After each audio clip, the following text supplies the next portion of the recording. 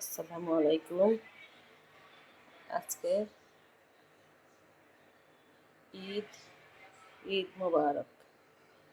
আপনারা কেমন আছেন? ভালো আছেন? আমি আজকে ঈদের দিন কী রান্না করছি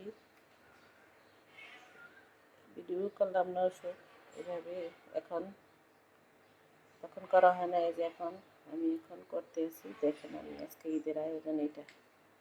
বিরিয়ানি রান্না করছি, সেমাই, মাংস, সালাদ।